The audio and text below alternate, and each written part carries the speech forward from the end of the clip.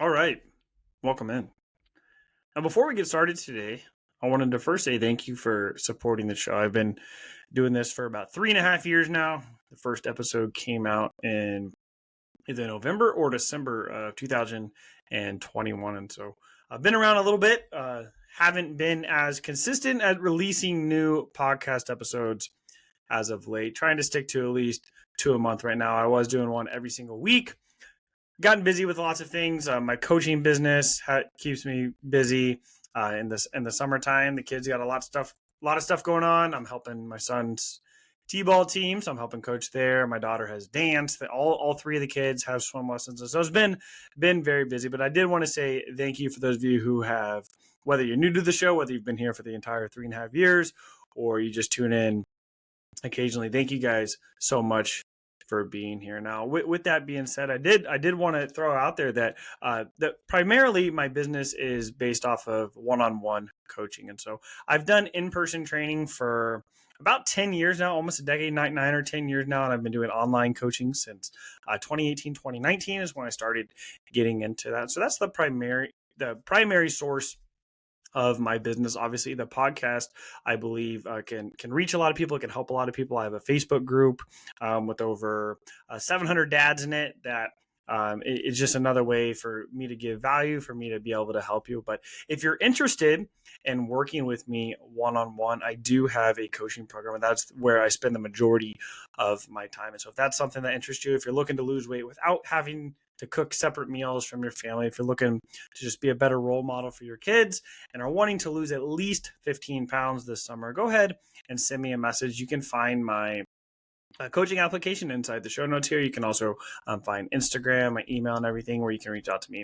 But I would love to have a talk with you if that is something you're interested in. But today we're going to be talking about how to get back on track after a setback. Now, if you've been trying to lose weight, you've been trying to get stronger, or really just trying to feel like yourself again, but life gets in the way, this episode is going to be for you. And so whether you've missed a few workouts, you had a rough weekend, or you feel like you fell completely off, we're going to fix that here today. Now, the first thing I want to jump into is say that setbacks are part of the process. As much as we try to avoid them, it's not if they'll happen, it's when.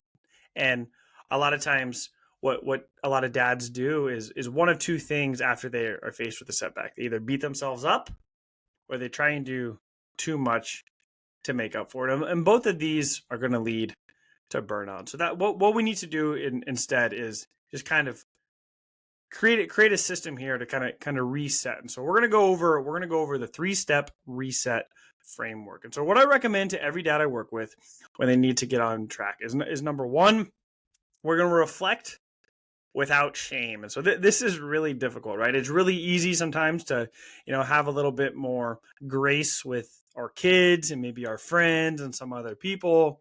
Even you could be the kindest person in the world, but there's a good chance you're still really hard on yourself. You feel like you should be able to do this. And so I encourage you to reflect without shame. And without shame is going to be the most important part there. And so we're just going to write down, you can use the notes app in your phone. You can use, a notebook. You can just talk this out loud, use the voice recorder on your phone, figure out what threw you off and what was in your control. So write down everything you feel like threw you off. Was it the weekend?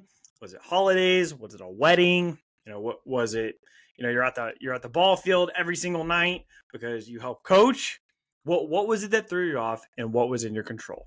If you're at a wedding, you probably don't get to choose the food, right? Maybe if they ask ahead of time, they send out one of those little cards that ask you to choose your food. Maybe that's in your control, but still, you're still limited there. If you're at the ball game, you obviously can't choose what food they sell there, but can you control what you eat before there? Can you control what you eat, what you're bringing there? So figure out what threw you off and what's in your control. So this is going to give you data, right? This is not judgment. This isn't beating yourself up. This is feedback. This is the exact thing I do with my clients is we track steps, we track calories, we track workouts, we track as many things as we can, waist measurements, because we want to have as much data as possible. Now we don't live or die by any of those numbers. The number on the scale, progress photos, all these things. The more data we have, though, the better informed decision we can make about what to do next. We want to make the next best move. And the more data we have, we can make them. Now, the same thing goes that I always relate it to finances. My wife and I will be the first to admit, I haven't always been the best at finances. When I was younger, when I was first married, I wasn't great with money. A lot of times I would be, oh yeah, I'm going to be saving more, I'm going to be doing this. And I wasn't tracking anything, right? And it wasn't until I started tracking things, it wasn't until I started being honest about the situation that I was actually able to start saving money. I was actually able to not rack up debts and have to pay off all these things because I had no idea what was actually going on. And this happens a lot of the times when it comes to like nutrition. We feel like we're doing really good. I feel like I'm eating really well. But to say it bluntly, it really doesn't matter what you feel, right? It matters what's actually going on. And so the first part to actually reset when you've gotten off track is to just reflect. Figure out what is actually going on here. What threw you off? What was in your control? This is going to give you data. This is going to help you figure out what you can do to change it. So number 2 here is we're going to reset one habit at a time. Now, I could ask you to go start working out every single day. I could ask you to track every single bite of food that's in your mouth. I could ask you to completely eliminate a bunch of things, completely overhaul your entire life, and you'd probably be able to do it for a very short while. But this isn't realistic. This isn't going to be something you can stick to long term. That's why drastic changes, that's why complete overhauls of your life, that's why New Year's resolutions typically do not last. And so what I do with my clients is we pick one habit at a time that we are going to focus on. And we're going to spend maybe a week or two, typically about 2 weeks on each habit. We're really going to nail that down. And then we're going to pick something else to build off of it. So we don't push it to the side. We don't say, I did this for 2 weeks. I've got it. I'm good to go. We build off of it. So pick your easiest win here. This could be a step goal. This could be planning dinner the night before. You don't need to fix everything. Just pick one thing to get momentum. So right now, based off that list, based off of reflecting of what's actually going on, writing down your situation, what's the easiest thing for you? What's the easiest thing you can do right now in order to get back on track, to gain some momentum? So pick your easiest win. That could be, hitting a step goal each day. That could be right now, you're not sure what you're going to have for dinner. Spend the next 5 minutes figuring that out. That's how you get back on track. You take it one step at a time and you build from there. So number 1 is reflect without shame. Number 2, reset one habit at a time. And then number 3, recommit with structure. You don't want to wing it. You want to put your workouts in your calendar, prep food before the day starts. When it's scheduled, there's a much greater chance it's actually going to get done. And so if you can just pick one thing that you're going to do and then do that consistently, and once you have that done, you're going to continue to build off of it, right? So if you're trying to plan, like we talked about planning your dinner for tonight, can you plan your dinner for tomorrow? Can you plan your breakfast and your lunch for tomorrow? Put it in your notes app of your phone, put it in your calendar so you have an idea of what's going on. What I do with my clients all the time is, it doesn't matter to me when they do their workouts. If they want to do them Tuesday, Thursday, Saturday, great. If they want to do it Monday, Wednesday, Friday, awesome. If they want to do it Monday, Thursday, Saturday, that's great too. Whatever's going to work for you. But what I do is I try and get an idea of when they're going to work out, and then I actually put those in the calendar for them. Not because they have to do it on that day. They're welcome to move them around, but it gives them some structure already. If they wake up Wednesday morning, they look at their calendar, they say, okay, I've got this habit to focus on today. I've got this workout. Now they've already started planning their day. Ideally, they do that the night before. So then they already know what's going to happen. So they just wake up and all they have to do is actually do it. Now they don't have to think about it. That's why they hire me. So I can take out a lot of that guesswork. So I can do some of that work for them. So they don't have to constantly stress about their meals. They don't have to constantly stress about their workouts, right? I'm taking away all that guesswork from them and creating it for them, making their life much easier. And so that's how you can make your life much easier too. If you're not, lunch always throws you off, dinner always throws you off, start planning it today. Figure out what you're going to eat, put it in MyFitnessPal already, track those calories, have them accounted for. And then tomorrow, all you have to do is just prepare that meal. You already know what it's going to be. And so step 1, we're reflecting without shame. Step 2, reset one habit at a time, and step 3, recommit with structure. Now, I could give lots of stories about how this has applied to my clients' lives, but I wanted to share a story very recently that applied to my own life here. And so, as I mentioned earlier, summers kind of throw me off a little bit because during the school year, I'm training in person. I have online clients, and I actually teach as well. So I teach at a school remotely. So I teach from home. It works very nicely with everything else going on. But once summer hits, I'm no longer teaching, and so my schedule's a little bit different. Like I said, the kids have swim lessons. My son's got t-ball. He just finished up soccer. My daughter has dance. They're all doing all sorts of things. We have a summer lunch program at one of the schools down from us, and so we'll take the kids to lunch there. They've got a breakfast option as well, and so there's lots of things that are going on.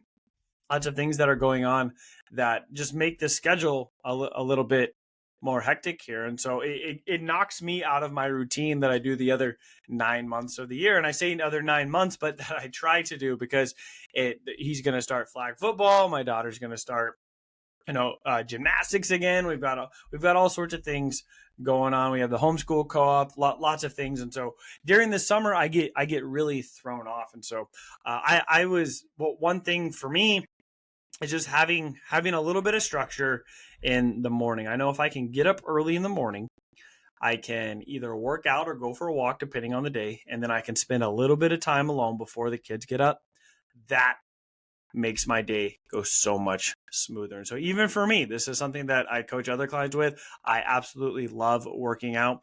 There are days where it still does not happen because I do not plan ahead properly. And a lot of that comes back to not just, actually probably more importantly, not just getting up, but going to bed at the right time. Because if I stay up too late, I'm going to be tired in the morning. There's a much greater chance that I'm not going to want to get up. I'm not going to want to work out. I'm not going to want to go for a walk. I'm not going to want to, get the things done get the things done that I know I need to in order to make the rest of the day go smoothly. And so for me, that one habit, that one keystone habit that's going to help build momentum is getting to bed at a decent hour. Now we can break this down and figure out what's going on. Like, are you watching TV? Are you maybe having a little bit too much to drink? What's preventing you from going to bed earlier? And so if what's right now you're saying, right now I just really need to get back into a workout routine. Well, what's preventing that? Are you busy in the evenings? Are you going to bed too late? You kind of have to reverse engineer and figure out and go backwards. But typically it works on one thing. I know if, let's say, I'm trying to go to bed earlier, that means, or if I'm trying to get up earlier to get my workouts in, so I feel a little bit more ready for the day, I have to go to bed earlier. Well, how am I going to go to bed earlier? Well, I'm going to have to probably set a cutoff time for watching TV. I may have to find a book to read or something. I may have to make sure I'm not having alcohol, after dinner time. Maybe you have a drink. Maybe it's all these things, right? A lot of times, once we start making these decisions, all of a sudden, when one of them goes off, everything goes off. You ended up telling yourself you weren't going to drink after 8 o'clock. You had one drink, which led to two, which led to a snack, which led to a third while you were having that snack. Now you're going to bed late. Now you're not getting up early. Now you're missing your workout. Now you're rushing to work that day, and the entire day starts with stress. But it all really came back to one thing, right? And so that's what I've had to work on lately too, is finding that structure when sometimes structure doesn't feel like it's even doable. But you don't have to be perfect with this in order to see progress. You just need to be consistent, right? You need to get back on track. One of the things I always like to say is like never miss 2 workouts in a row. Never miss twice, right? Never miss 2 meals in a row. You have a bad meal, don't wait until tomorrow. Just wait until the next meal, right? Just get right back on track that next meal, right? You don't have to just create this 30 days of just being perfect. It's just trying to get back up faster every time you fall, because again, you're going to have setbacks. These are going to happen. Kids are going to get sick. My son, we about a month ago, he broke his arm, and we weren't planning that, right? So I took him to the doctor. He had a cast on that threw plans out the window. Just like what we were doing that night, like there was nothing I could have done to prevent that, right? But we got to roll with it, right? But I know if I take care of what I need to earlier in the day, I'm much more resilient. I'm able to roll with whatever's happening later on during the day. And so, it's not if setbacks are going to happen. It's how to get back on track when they do. And just like with anything, in order to get better at anything, you have to practice. And so bouncing back from a setback is just another skill to learn. And the more you do it, the better you're going to get. And so reflect without shame, reset one habit at a time, and recommit with structure.